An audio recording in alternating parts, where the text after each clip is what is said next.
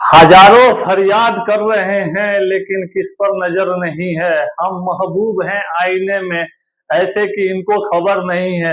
इसी के साथ हम आज क्या देखेंगे, इजराइल ईरान युद्ध के बारे में एक संपूर्ण विवरण और विश्लेषण करेंगे। इजराइल ईरान संघर्ष एक जटिल भू राजनीतिक मुद्दा है जो ऐतिहासिक, वैचारिक और रणनीतिक मतभेदों से उत्पन्न होता है। इस संघर्ष के प्रभाव न केवल मध्य पूर्व बल्कि वैश्विक सुरक्षा पर भी इसका असर पड़ता है। ऐतिहासिक पृष्ठभूमि 1979 से पहले का युग। 1979 से पहले इजराइल और ईरान के बीच संबंध काफी मित्रवत थे। ये दोनों आपस में दोस्त थे, विशेषकर अरब राष्ट्रवाद के खिलाफ उनको साझा विरोध के कारण शाह का शासनकाल पश्चिम का सहयोगी था, जिसमें इजराइल भी शामिल था। 1979 ईरानी क्रांति के बाद क्या हुआ उस टाइम में? ईरान इस्लामी क्रांति ने ईरान को एक धर्मनिरपेक्ष राज्य से एक धार्मिक राज्य में बदल दिया, जो इजराइल के अस्तित्व के खिलाफ खड़ा हो गया था। नए शासन ने इजराइल को छोटा शैतान और अमेरिका को बड़ा शैतान कहा है। वैचारिक मतभेद देखिए, दोनों का क्या आ रहा है। जयोनीवाद बनाम इस्लाम। इजराइल का गठन जयोनीवाद पर आधारित है, जो यहूदी होमलैंड की स्थापना की खोज करता है, और इस्लाम जो है क्या है, ईरान एक इस्लामिक गणतंत्र जैनिज्म के खिलाफ एक विरोधाभासी और विरोध नैरेटिव का समर्थन करता है। क्षेत्रीय प्रभाव क्या है इसका? ईरान अपने प्रभाव को बढ़ाने के लिए हिजबुल्लाह जैसे प्रॉक्सी समूहों का सहारा लेता है, जिसमें इजराइल के हितों को खतरा होता है। यह कथन इजराइल का कहना है कि हमें खतरा है, लेकिन इसके पहले जो आपने देखा होगा, गाजा में कितने नरसंहार हुए छोटे छोटे मासूम बच्चों, और फिलिस्तीन में कितने छोटे छोटे मासूम बच्चों, यहाँ तक कि फिलिस्तीन में खान यूनुस में कितने छोटे छोटे मासूम बच्चों को जो है ना, निर्मम जो है ना, उनकी हत्याएं कर दी गई। मासूम बच्चे, उनको क्या पता है कि ये क्या है नहीं है। छोटा मासूम बच्चा है, वो तो कुछ जानता नहीं है। अब इजराइल पे बंद पड़ी है, अब आफत आ पड़ी है, क्योंकि जो है ना, एक साल होने को जा रहा है ये इजराइल से युद्ध चलते हुए। इजराइल मान ही नहीं रहा था, बम्बार्ड पे बम्बार्ड करते जा रहा था। तो अब देखिए, हर चीज का एक निगेटिव इम्पैक्ट पड़ता है ना, वही इजराइल पे अब निगेटिव इम्पैक्ट आगे पड़ा है। मतलब अब उसके सर पे जो है ना हावी हो गया।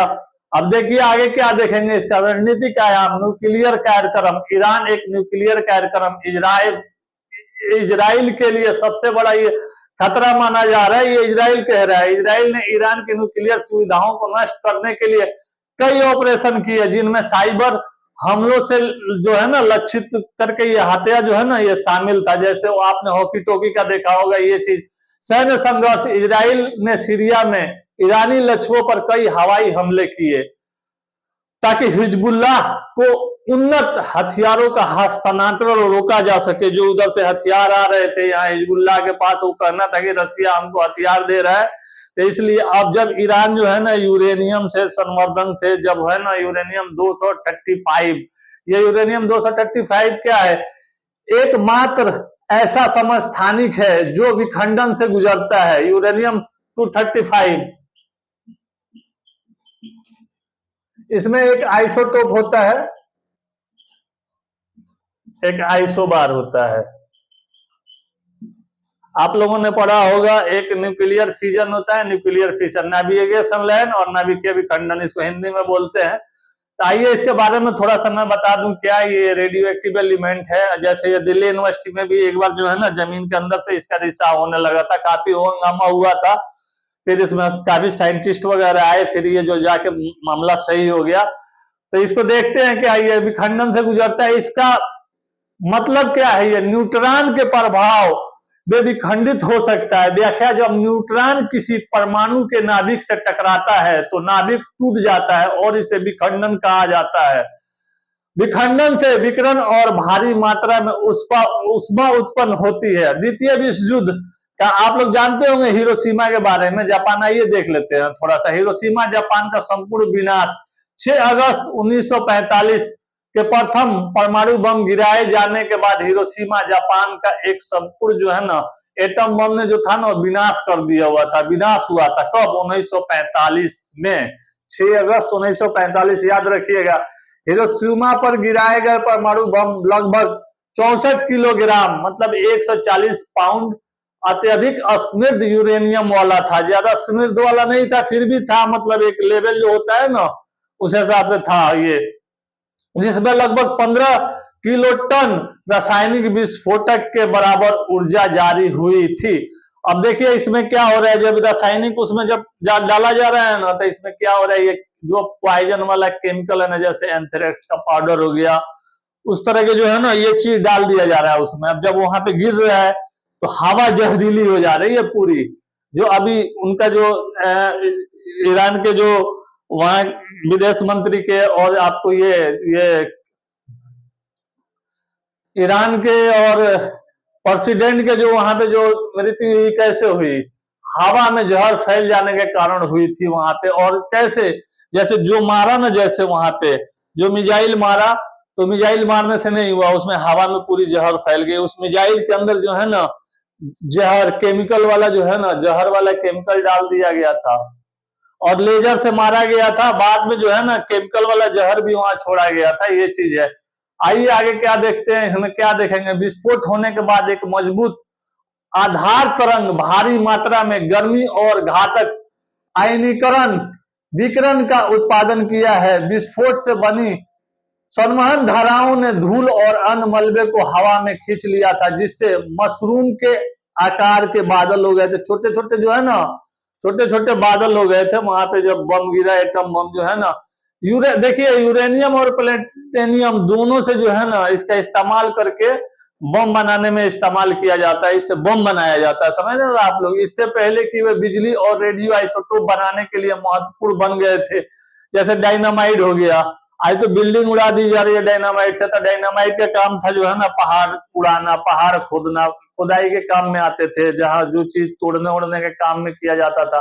लेकिन हम इसे आज क्या है, आज इसे हम युद्ध में इस्तेमाल कर रहे हैं। बम के लिए इस्तेमाल होने वाले, परमाणु ऊर्जा संयंत्र में इस्तेमाल होने वाले यूरेनियम और प्लेटिनियम से अलग होता था। बम ग्रेड यूरेनियम अत्यधिक समृद्ध होता है, जैसे 90% यूरेनियम 235 5% के बजाय ये जो है ना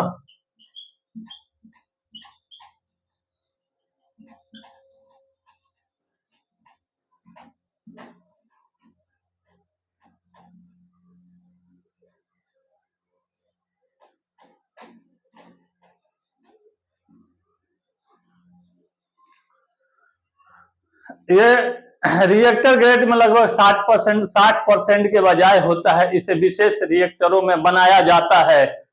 यूरेनियम देखिए, यूरेनियम से ही जो है ना इसकी प्रयोगशाला में डाल के इसको लैब से ये करके, हमारे हिमाचल में बहुत यूरेनियम है उस पहाड़ों के नीचे, लेकिन उसके निकालने के लिए जो है ना चाहिए, पैसे चाहिए, उसमें काफी तकनीक चाहिए, और जो है ना वहां पे एक्सपेरिमेंट लैब भी जो है ना जिस तरह अपने होना चाहिए उस तरह है नहीं, ठीक ना। लेकिन गवर्नमेंट काम कर रही है, देखिए आने वाले टाइम में कहीं इस पे भी खास विशेष ध्यान दिया जाए। Israel Iran conflict a comprehensive overview for introduction. आइए देखते हैं क्या देखेंगे। Israel Iran conflict is a multifaceted geopolitical issue rooted in historical, ideological and strategy differences. This conflict has implication not only for the Middle East but also for a global security. पूरे global security के लिए जो है ना ये आज के time में पूरा खतरा बन चुका है अलग अलग मुख्तलिफ जगहों पे। हिस्टोरिकल बैकग्राउंड क्या है, प्री 1979 एरा आप लोगों को बता ही चुका मैं। Before 1979 Iranian revolution, Israel and Iran maintained relatively friendly relations, primarily due to their shared opposition to Arab nationalism. The Shah of Iran was ally of the West by the extension Israel. Israel जो है ना वो चाह रहा था इधर Hezbollah का area वहां से, मिस्र का एरिया वहां से, इधर आपको गाजा पट्टी, इधर फिलिस्तीन में जो खान, चारों तरफ से चाह रहा था अपना एक्सटेंशन करना। अब उसी पे जो है ना आपको छिड़ गया। दूसरी क्या बात है, the Islamic revolution led by Ayatollah Khomeini transformed Iran into a theocratic state fundamentally opposing Israel extents। इसी पे जो हुआ था आप लोगों को देख ही रहे क्या है वो। Iran new regime formed Israel as the little शैतान with the United States the great शैतान। इजराइल एक छोटा जो है ना शैतान का खिताब दिया गया है और बड़ा खिताब अमेरिका को दिया गया है। इन दोनों का आइडियोलॉजिकल वही डिफरेंस है, Zionism vs Islam. Israel founding ideology is based on Zionism which seeks a Jew home land. दूसरा में क्या देखिएगा, Iran Islamic republic promotes an anti Zionist and anti imperialist narrative calling for the liberation of the फिलिस्तीन।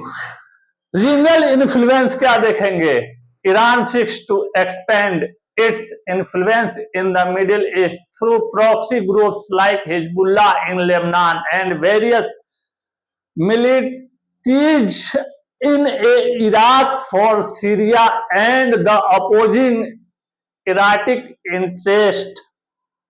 समझ रहे हैं आप लोग, स्टडी डायमेंशन में क्या दिखाइएगा आप लोग, न्यूक्लियर प्रोग्राम दिखाइएगा, मिलिट्री एंगेजमेंट्स दिखाइएगा, रिसेंट डेवलपमेंट दिखाइएगा, इंटरनेशनल इम्प्लीकेशंस दिखाइएगा, ग्लोबल सिक्योरिटी दिखाइएगा। इसके बाद आप लोग कंक्लूजन दे दीजिएगा उसका निष्कर्ष, और इसमें क्या क्या है। और इसमें आइए हालिया विकास में क्या देख लेते हैं। शाम नॉर्मलाइजेशन के प्रयास में क्या है, कुछ अरब देशों ने अब्राहम एकॉर्ड्स के तहत इजराइल के साथ सामान्यकरण किया है, जिसे ईरान एक खतरे के रूप में देखता है। वृद्धि होती तनाव, हाल के वर्ष में ड्रोन हमलों और मिसाइलों के आदान प्रदान में वृद्धि हुई। ईरान द्वारा समर्थित समूहों का इजराइल के साथ साथ सामना होता है। अंतरराष्ट्रीय प्रभाव क्या है, अमेरिकी भूमिका। अमेरिका की इसमें क्या क्या भूमिका है, अमेरिका ने हमेशा इजराइल का एक महत्वपूर्ण सहयोगी बना रहा है, जो सैन्य और वित्तीय सहायता प्रदान करता है। अगर इजराइल को कहीं से सपोर्ट मिल रहा है तो अमेरिका दे रहा है, बाकी कहीं से नहीं मिल रहा है, ये मान के चलिए। हाँ, ये मैं मान रहा हूं, उधर में जो जॉर्डन है, जॉर्डन भी साथ दे रहा है, और शायद दुबई भी है, मेरे ख्याल से सऊदी अरबिया अंदर है। ये इसलिए कर रहे हैं ताकि इनको डर है कि कहीं पूरा न्यूक्लियर वार ना हो जाए, पूरी दुनिया खतरे में ना आ जाए। न्यूक्लियर वार होगी तो सब कुछ जल बुल के। यूरेनियम 235 क्या है, ये एक बार गिरेगा ना तो उससे ज्यादा विधेयक रूप ले लेगा, उससे ज्यादा विधेयक रूप ले लेगा, इतना ज्यादा विशाल काय जो हो जाएगा ना, पूरा आग फैल जाएगा और इतना हिट कर देगा ना कि आप खड़े खड़े जल जाइएगा, गल जाइएगा। आइए चलते हैं आगे, देखते हैं। वैश्विक सुरक्षा क्या है, संघर्ष तेल बाजारों को प्रभावित करता है और वैश्विक भू राजनीतिक स्थिरता में योगदान करता है। अगर वार होगा तो हर चीज जो है ना लेनी का देनी पड़ जाएगा। व्यापक क्षेत्रीय युद्ध के लिए गलतफहमी की संभावना हमेशा एक गंभीर चिंता बनी रहती है। इसका इजराइल ईरान संघर्ष ऐतिहासिक, वैचारिक और राजनीतिक हितों को जटिल जो है ना, इसका मेल है, एक जटिल मेल है। यह संघर्ष को समझना मध्य पूर्व की व्यापक गतिशीलता और इसके वैश्विक सुरक्षा को प्रभाव को समझने के लिए आवश्यक होता है।